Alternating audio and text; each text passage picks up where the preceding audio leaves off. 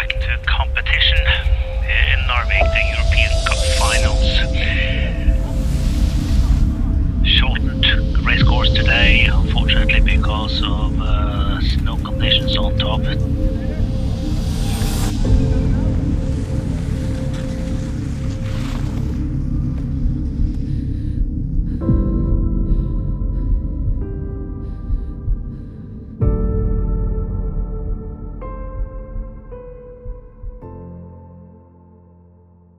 Pablo skie avec moi pratiquement toutes les après-midi, donc sur cette année-là, il a fait un volume de ski assez important, jusqu'à ce qu'en fin de saison, il skie la face de Bellewaerde, qui est une piste noire vraiment raide, sur laquelle il y a eu championnat du monde et Jeux Olympiques.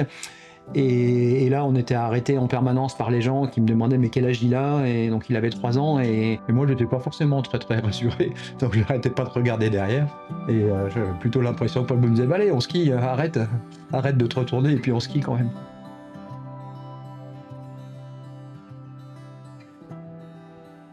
Et bah du coup, ce que je recherche dans le ski, c'est vraiment l'adrénaline, la vitesse, et puis tout ce qui est un peu question de perfection. Réussir à trouver le geste parfait, la trajectoire parfaite, même si on sait que la perfection n'existe pas, mais essayer de s'en rapprocher le plus possible. Le ski alpin est catégorisé comme sport extrême. Les chutes arrivent, les drames arrivent aussi, un certain nombre de choses qui peuvent arriver qui sont quand même vraiment difficiles pour l'athlète et pour aussi tout son entourage.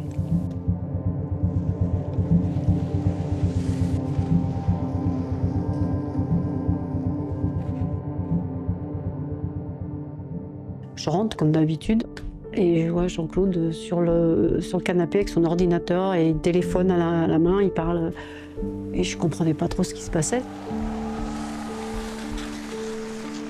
Il y a 2 descentes dans la journée, donc je suis derrière l'ordinateur en live, en direct, et je regarde ce qui se passe. Donc Pablo part, pas de temps intermédiaire.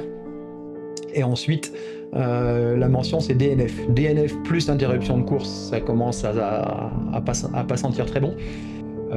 J'apprends que l'hélico n'est pas disponible, donc il est parti en ambulance, et que l'ambulance s'est arrêtée, et que l'ambulance a demandé l'hélico. Et là, j'arrive pas à imaginer un scénario qui soit pas un scénario catastrophe. Je pense que c'est quelque chose que je n'oublierai jamais. Ouais. Ce moment-là est un moment, un moment en ce qui me concerne, qui a été vraiment extrêmement difficile à vivre. Ouais. Du coup, en 2018, moi j'ai aucun souvenir. Le seul souvenir que j'ai, c'est de me réveiller à 3h du mat à l'hôpital, en réa. Donc ça fait bizarre. Et voilà, voir mon père arriver à 4h du matin à l'hôpital et me demander si tout va bien, aucun souvenir, aucune notion de tout ce qui s'est passé.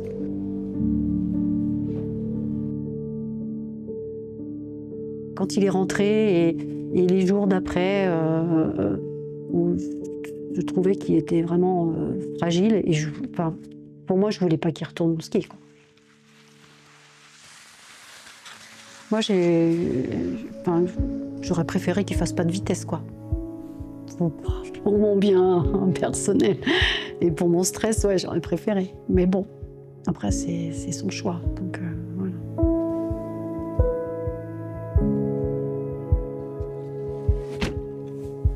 C'est vrai qu'au printemps, quand il est rentré, il est retourné au lycée, c'était dur, quoi. C'était dur, c'était traumatisant. C'était autant traumatisant pour lui, mais pour nous aussi, parce que qu'est-ce qu'on fait? Pour moi, c'était vraiment une dépression. C'était Il y a un aspect dépression comme. Oui, il était carrément dépressif, quoi. Il n'arrivait plus à réfléchir, il n'arrivait plus. La moindre pensée, c'était compliqué, quoi. Ouais. Et ce que je vois, c'est une reprise qui a été beaucoup trop rapide après la fin de la saison, quoi. Et puis la difficulté de gérer une blessure qui se voit pas, quoi.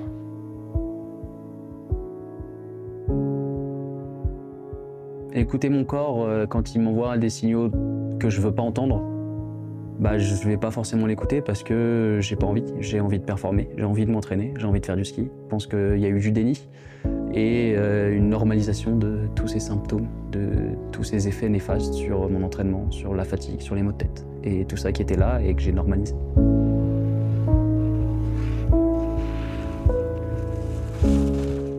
Alors peut-être que Pablo, ces 4-5 dernières années, il a minimisé sur la douleur, il a minimisé parce que,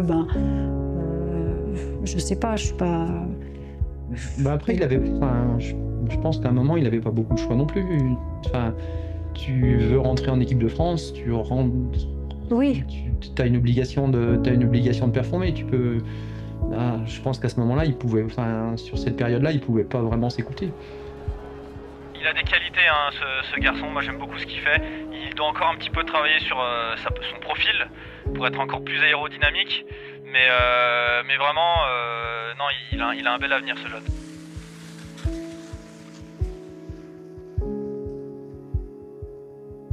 J'arrive à Narvik en mars 2023.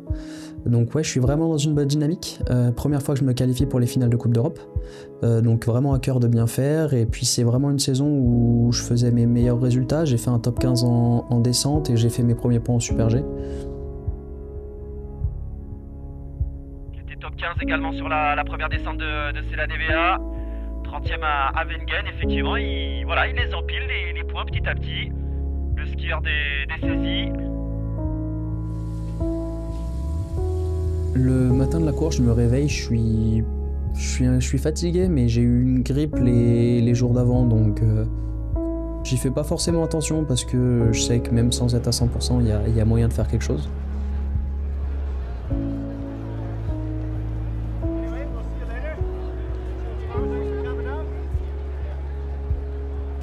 J'essaye de rentrer tranquillement dans ma course, style une demi-heure avant, en visualisant, en m'échauffant, en me remettant dedans, en me mettant dans ma bulle. On connaît la piste, on s'est entraîné dessus 2 jours avant, donc voilà, on connaît les conditions, on connaît les endroits compliqués, on sait où il faut faire attention. Le Suisse devant moi part, il me reste à peu près 1 minute 30. Le feeling est toujours pas incroyable. Donc je me mets un coup de pied au cul, je sais ce que je dois faire, je sais quand est-ce que je dois le faire. Donc voilà, il doit rester 20 secondes avant le départ. Donc je m'avance, je passe les bâtons derrière le portillon de départ. Et je me concentre un coup. Et j'entends les bips, donc il doit rester 5 secondes avant le départ. Celle-là est différente parce qu'elle est télévisée. Donc là je suis derrière l'ordi mais j'ai les images.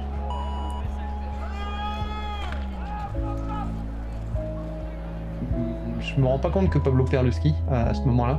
Je le vois perdre l'équilibre et l'image est coupée tout de suite. Not a good place to go down.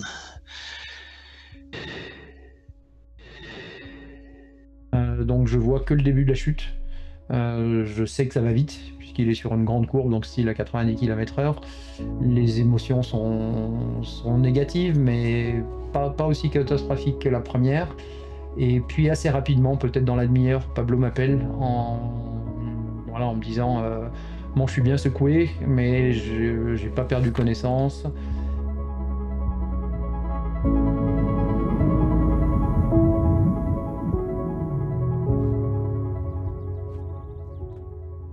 Je récupère Pablo en mai dernier, on fait un petit check postural et puis pour savoir s'il y a eu des antécédents traumataux et des blessures un peu qui peuvent orienter notre travail par la suite sur la préparation physique. Et lors déjà de ce premier rendez-vous, il y a une des informations qui m'arrive, c'est que sur cette fiche un peu traumato, j'entoure en très gros la tête de Pablo parce qu'il me parle déjà de ses premiers symptômes de post-commotionné. Il les maîtrise, il les gère plutôt bien et que c'est quelque chose qu'il a l'habitude malheureusement de gérer depuis des années, donc ça m'inquiète pas plus que ça. Mais c'est vrai qu'on commence déjà dès le départ à se dire bon, il y a déjà eu quand même beaucoup de commotions, à s'interroger en fait sur ces blessures. On en a déjà eu un peu au sein de la Fédération française de ski, mais pas autant que ça. Des athlètes qui avaient autant de commotions, enfin moi j'en avais jamais rencontré.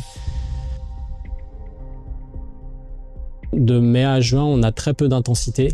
Donc on avance comme ça sans se poser de la question de dire est-ce qu'il y a un problème ou pas, quoi. On est persuadé que c'est en train de faire son cheminement et que tout va rentrer dans l'ordre un peu avec le temps, quoi.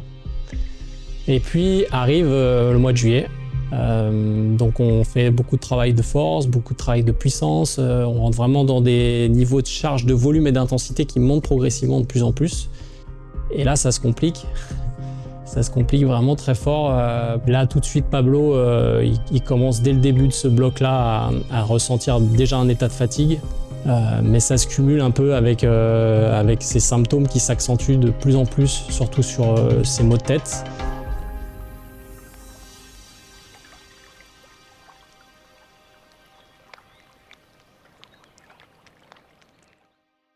Il revenait à la maison avec énormément de migraines et de fatigue. Et je trouvais ça pas du tout normal parce qu'il n'avait pas encore repris des gros volumes d'entraînement. Ça faisait depuis 4 ans que il avait des migraines, de la fatigue, donc c'était totalement normal et c'était son rythme de vie et d'entraînement. Les maux de tête me questionnent énormément parce que j'ai un athlète qui, je sens qu'il le subit jusqu'à un point où c'est plus possible, où je sens qu'on est en train de le perdre parce qu'il y a quelque chose en lui qui refuse d'avancer, dans lequel il se sent, il y a un mal-être très important qui est en train d'apparaître.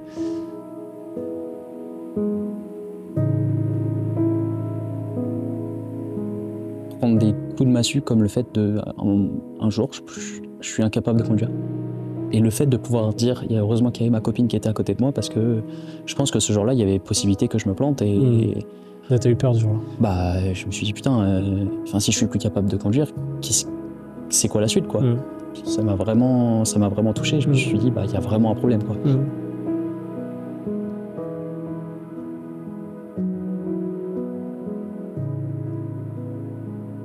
Donc là, je décide de stopper Pablo et voilà, en discutant un peu ensemble, en l'interrogeant énormément sur ses symptômes, sur ce qu'il ressentait, sur ce qu'il avait pu vivre, ce qu'il avait pu ressentir avant dans les autres années. Et je me rends compte qu'en fait, cet état-là, il le connaît, il est en train de s'accentuer et qu'il le supporte plus. Je sens qu'inconsciemment, il a envie de continuer, d'être avec le groupe et puis d'avancer aussi pour son projet tout simplement, mais que son corps il est en train de lui envoyer des informations qui sont de plus en plus alertantes, quoi. Donc, et moi là, on est début de notre niveau de travail d'intensité, je peux pas continuer à le mettre dans cet état-là, c'est pas possible.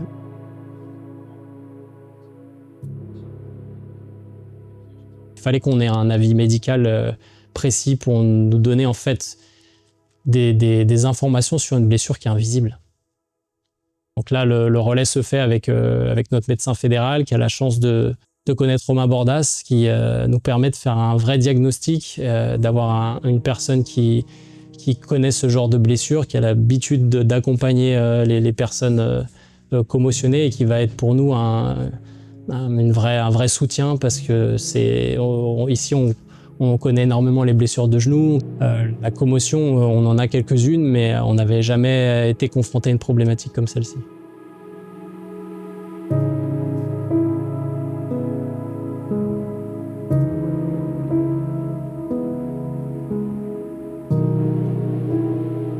Donc moi, je rencontre Pablo au tout début parce que les médecins me l'envoient en pensant qu'il y a un problème au niveau de la commotion cérébrale. Et c'est vrai que quand je rencontre Pablo, plein d'énergie, un grand sourire, je me dis qu'il a l'air plutôt bien comme ça, de prime abord, mais je me méfie assez rapidement quand même, puisque en faisant au fur et à mesure les examens, on se rend compte qu'au niveau de la perception pure, il n'y a pas grand-chose qui cloche, hein, il voit bien les choses, il perçoit bien. Par contre, dès qu'on lui demande de faire une tâche cognitive, et là, non seulement ses résultats sont pas très bon, mais en plus de ça, il va développer des symptômes. Donc ça a été un long travail au tout début de faire comprendre à Pablo qu'il y a des choses qui n'allaient pas du tout, qu'il avait pu perdre sa mémoire, qu'il avait ses facultés cognitives qui avaient largement diminué et que c'était dû à la succession des impacts qu'il avait eus, surtout en retraçant un petit peu le parcours, de se rendre compte qu'on n'est pas face à un choc, on est face à plusieurs impacts qui ont été accumulés les uns après les autres, avec pas forcément une récupération naturelle qui soit suffisante entre chaque impact. La commotion cérébrale, c'est une pathologie qui est en lien avec un choc direct ou indirect à la tête, qui va provoquer une souffrance du cerveau. 80 à 85% des commotions cérébrales vont passer naturellement dans les quelques jours, on va dire jusqu'à 14 jours à peu près, après l'impact à la tête. Et sinon, se développe ce qu'on appelle un syndrome post-commotionnel. Et c'est dans ce cadre-là aussi que je travaille beaucoup avec les athlètes sur la récupération d'une commotion cérébrale qui n'arrive pas à récupérer naturellement. Donc en règle générale, c'est quelques mois, voire quelques années après l'impact.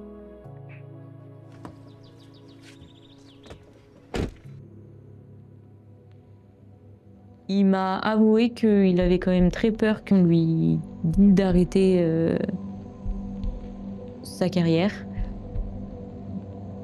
Pendant le rendez-vous, donc Romain, il s'est bien rendu compte qu'il y avait un problème. Et au moment où il a annoncé à Pablo que pour l'instant c'était une pause sur le ski parce que sa vie, elle était en danger, là j'ai vu son visage se décomposer. Donc c'est vrai que c'était quand même assez dur de voir ça parce que je savais que c'est ce dont il avait peur. Et au final ça s'avérait vrai. Donc,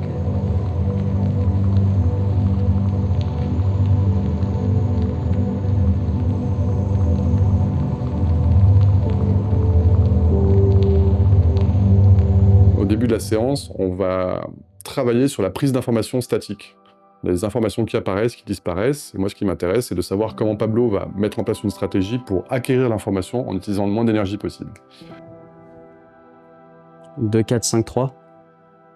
1. Ouais.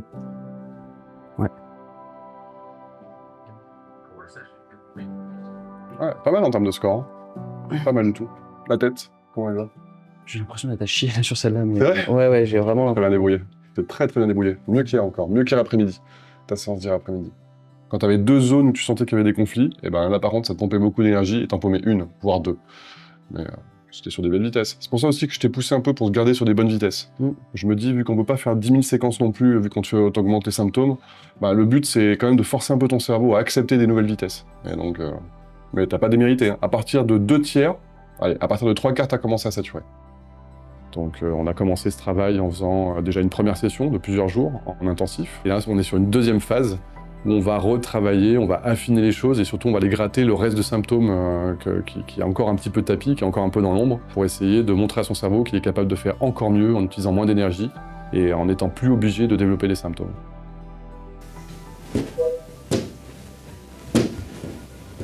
Okay. Au centre, c'est assez facile de déclencher très vite. C'est quand tu es sur les côtés où tu sais que tu dois aller beaucoup plus vite puisque tu as plus de distance à faire. Mais c'est pas mal. On va faire un travail sur la mémoire dans l'espace. En gros, tu vas avoir des balles qui vont apparaître, qui vont disparaître, et je vais te demander de me les repositionner exactement là où tu les as vues. On va savoir si tu le décales à gauche, tu le décales à droite, en haut, en bas. Ok. Donc ça apparaît, tu mémorises, et maintenant tu arrêtes. Pas mal, 4 balles.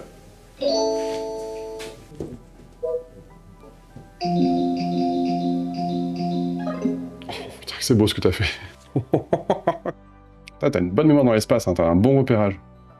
Pose-toi tranquille, c'est excellent ce que tu viens de me le faire. Bon, génial, va falloir que tu te reposes bien par contre cet après-midi. Une bonne sieste. Ça va faire vraiment c'est obligatoire. Ouais. Tu récupères bien, et comme ça demain je t'enchaîne. T'auras le poids des séances qu'on a fait pendant les 2 jours, hein, demain. Quand tu vas te réveiller demain matin, tu vas voir, ça va te faire un peu bizarre.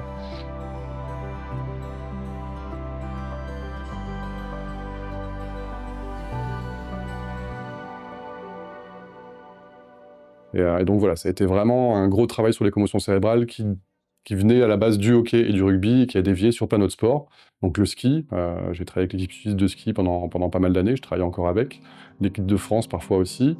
Et puis d'autres sports aussi qu'on pensait pas forcément, comme le handball récemment, ou le basket, où on se rend compte qu'il y a des commotions cérébrales qui sont des athlètes qui sont impactés, qui développent des syndromes post-commotionnels, et que voilà, c'est des choses qui sont un peu méconnues dans ces sports-là, parce qu'on pense pas tout de suite à la commotion cérébrale quand on pense à ces sports-là.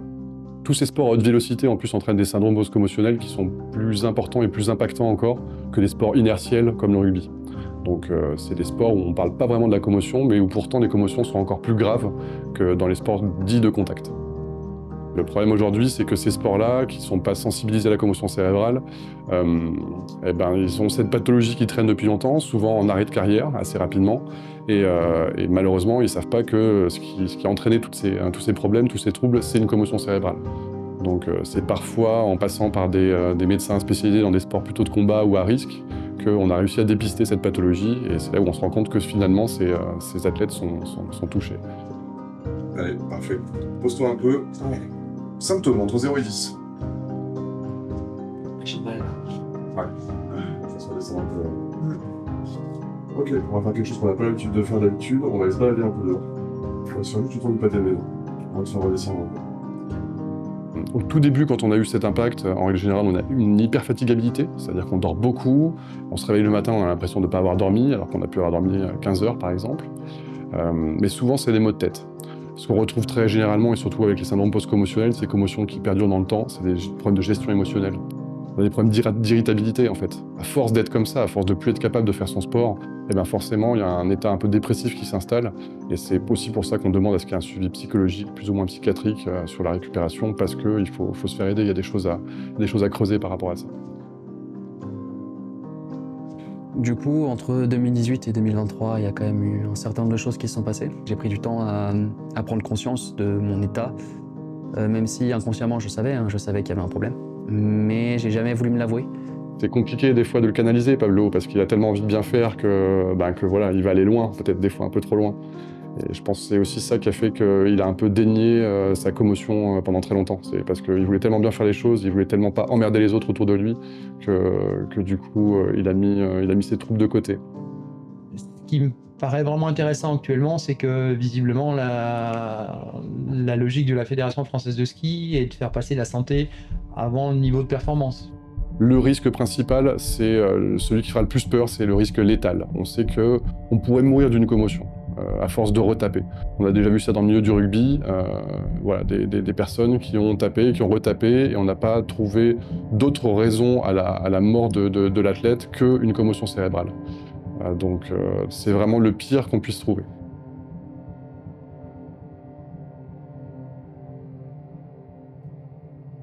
Il y a des jours où ça peut aller très bien, comme des jours où il va être au fond du trou complet. Donc après, je suis là pour lui et j'essaye de le soutenir comme je peux.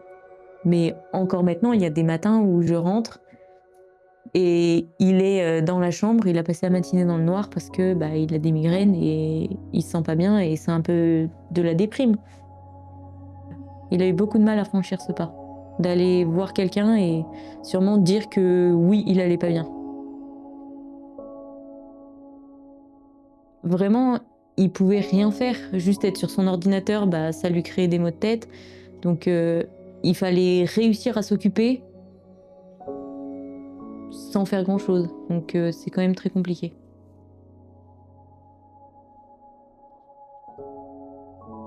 Après, depuis qu'il l'ait suivi, il y a une petite amélioration, mais faut quand même être très présent pour lui. Et après, c'est normal, c'est quelque chose de très douloureux à vivre, d'arrêter le sport comme ça du jour au lendemain, alors que c'est toute sa vie, c'est quelque chose de très dur. Alors en termes d'impact, ça a eu naturellement un impact important. Le fait d'être à l'arrêt pour un sportif de haut niveau est déjà un enjeu très compliqué à vivre. Et il y a une deuxième problématique par rapport à la commotion cérébrale, notamment, c'est l'incapacité à se projeter dans l'avenir. Voilà. Et ça, c'est deux enjeux qui sont très très forts, et notamment le second, quand on ne peut plus percevoir à quel moment on va reprendre, à quel moment, déjà, si je vais pouvoir reprendre réellement, dans quelle mesure, quelle temporalité, est-ce que je vais reprendre le niveau que j'avais. Toutes ces questions-là sont très compliquées à traiter, d'autant plus qu'à ce moment-là, la personne n'est plus un skieur factuellement. Et donc, tout l'enjeu a été, dans un premier temps, de réduire cet impact-là, c'est-à-dire de réapprendre finalement à se retrouver à l'instant présent, à observer que, bien sûr, que Pablo est un skieur et un skieur professionnel, mais il n'est pas que ça. Le fait de revenir à la compétition un jour, ça, je me suis jamais posé la question. Mais par contre, je me suis dit, putain, mais quand est-ce que je vais m'en sortir, quoi ? Est-ce que j'aurai mal à la tête toute ma vie ? Est-ce que ça va s'arrêter ? Est-ce que je vais pouvoir passer à autre chose, quoi ? La seule chose que je pouvais faire, c'était, à quelque chose près, c'était rien, quoi. Ma vie tourne autour du ski, tout autour du sport. Et du coup, le fait de passer de, je sais pas, entre 20 et 30 heures de sport par semaine à plus rien, tu sais plus qui tu es. T'es plus le sportif, t'es plus vraiment qui que ce soit en fait, parce que ton appartenance c'est le sport, c'est le sportif, c'est quand tu te décris, tu dis que t'es athlète, tu dis que t'es skieur, sauf que en ce moment tu l'es pas. Donc ouais, une énorme connaissance de soi, de comment est-ce qu'on réagit sur les moments difficiles, comment relativiser, comment réussir à retrouver le sourire, retrouver des centres d'intérêt différents, de se rendre compte qu'au final, il y a un certain nombre de choses en plus de seulement le ski et le sport dans la vie, qu'il y a des êtres qui te sont chers, qui sont très importants pour toi et qui t'aident dans ces moments-là. Et ça aide vraiment à relativiser, à passer le cap.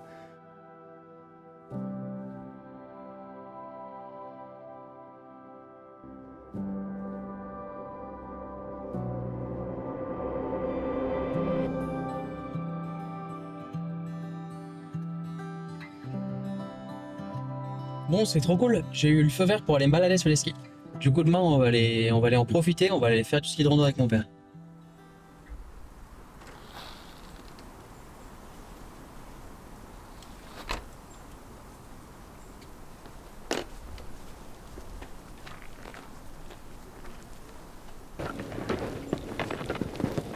Qu'est-ce que c'est chouette d'être là. Un vrai bonheur. Ouais.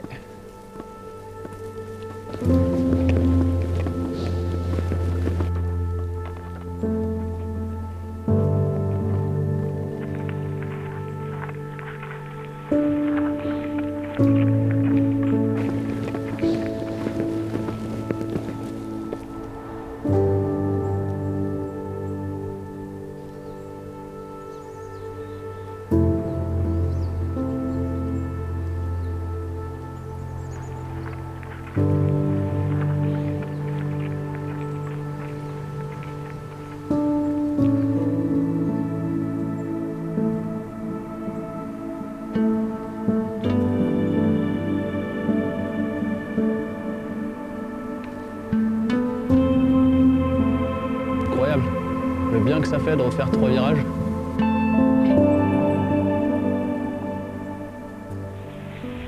Donc en décembre, il a pu aller voir ses copains sur une Coupe d'Europe à Valloire. Ça lui a fait énormément de bien de les voir, mais je pense que ça a aussi été très dur pour lui d'être présent, mais de pas pouvoir déclencher le portillon de départ. J'avais qu'une seule envie, c'était d'être au départ, quoi. C'est vraiment, enfin, c'est mon univers, c'est mon monde, c'est là où j'ai envie d'être, c'est ce que j'aime, c'est juste là où j'ai envie d'être, mais...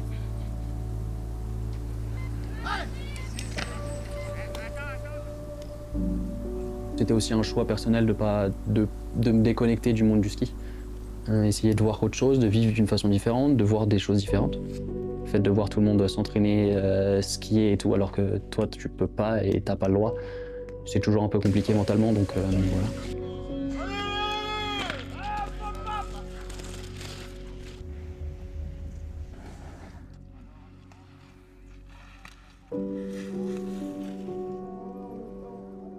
Alors on commence le protocole en janvier, voilà, en sachant pas du tout où est-ce qu'on allait, c'est-à-dire en termes de temps, si on rentrait sur plusieurs semaines, plusieurs mois.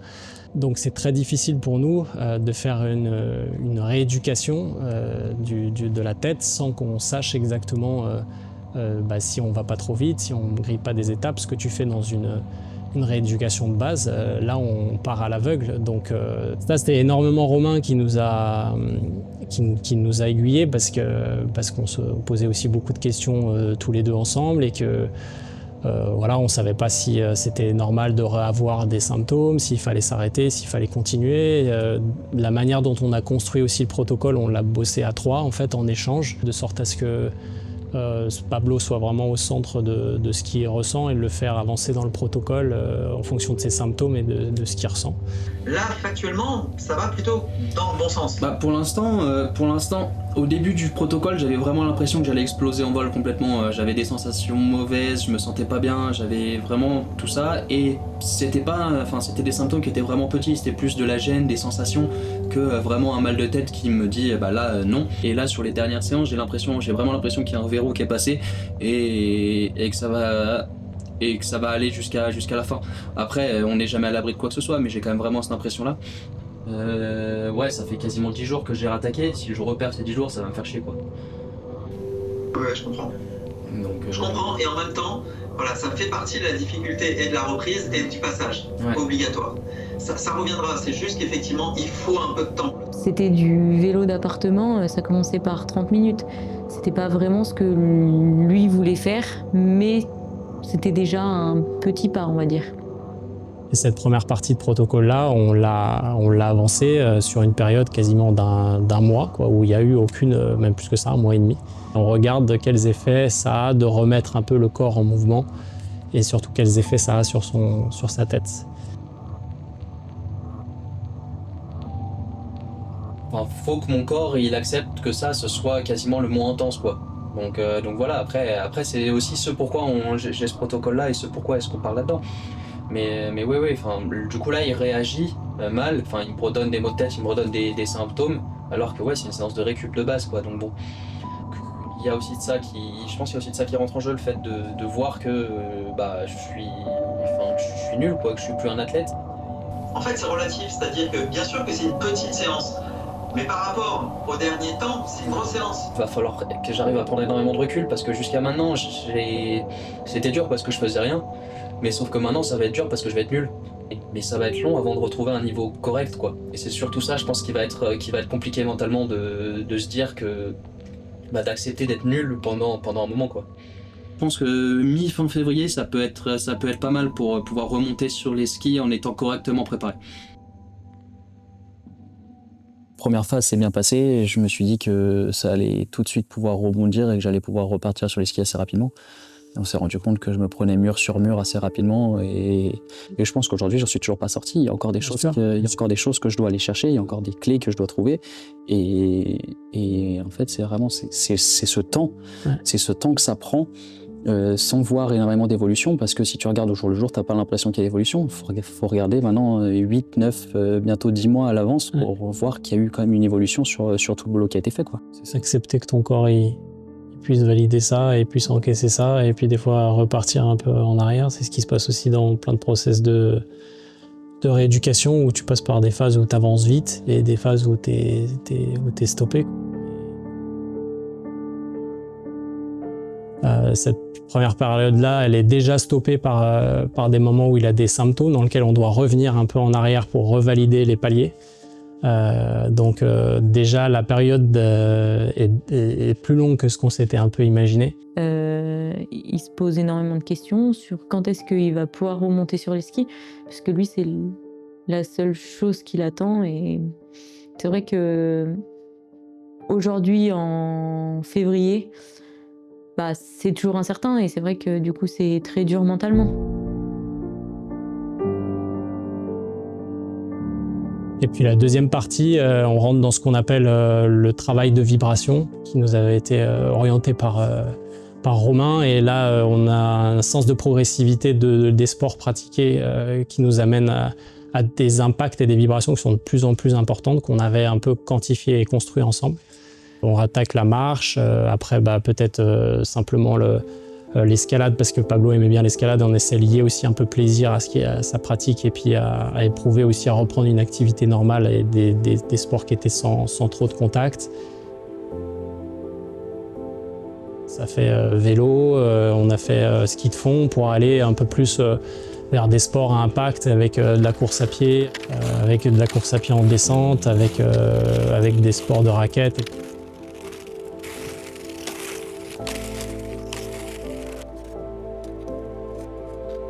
Et pour terminer vraiment notre protocole avec comme objectif le ski, à travers que du ski libre, mais à travers des vibrations qu'on peut avoir en ski qui sont quand même très spécifiques.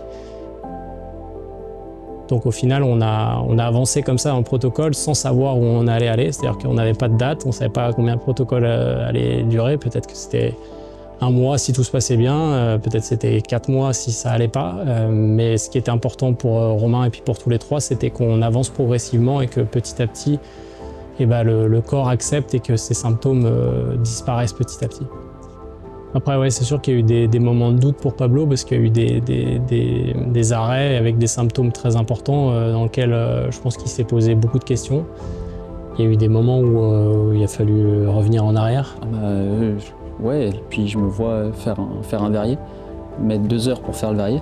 et être en incapacité pendant 3 jours derrière de faire quoi que ce soit.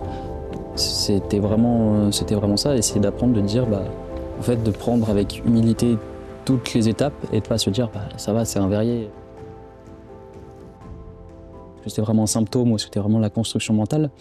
Je le saurais pas, mais par contre, des choses toutes simples m'ont mis à l'arrêt pendant 3-4 jours et comme si j'étais revenu 2-3 mois en arrière sans avoir fait tout le boulot qu'on avait fait avec Romain avant, quoi. Acceptation un peu de ce que renvoie ton corps, encore une fois, quoi, comme information. D'être à l'écoute de ça et puis d'avancer à son rythme à lui. Et puis, prendre conscience du fait que je pense que si ça se trouve, je ne refonctionnerai jamais comme avant. Exactement. Et oui, on veut le plus haut, mais pour l'instant, j'en suis pas capable et je le peux pas. Donc, il faut que je me contente de la minime évolution qu'il y a jusqu'à maintenant, quoi. Et avec Yannick, on disait, si tout se passe bien, fin février, je suis capable de remonter sur les skis et je suis capable d'être performant. C'était pas d'être remonté sur les skis. Mais là, t'étais déjà en objectif performance. Alors on n'était plus, même dans le protocole, on n'est pas en objectif performance, on est en objectif vraiment de redevenir fonctionnel dans un état normal d'une personne lambda. Et après, on rebasculait. Et souvent, vous êtes... Tant que je me suis pas rendu compte qu'il fallait plus que je pense performance, ça m'a jamais quitté. Depuis le début, pour moi, dans ma tête, je me suis dit, fin de saison, ça laisse quand même vraiment du temps. J'espère pouvoir remonter sur les skis fin de saison. Mais jamais. Et là, on est en avril et j'ai toujours pas remis et je suis toujours pas en capacité de remettre une paire de skis et d'être performant.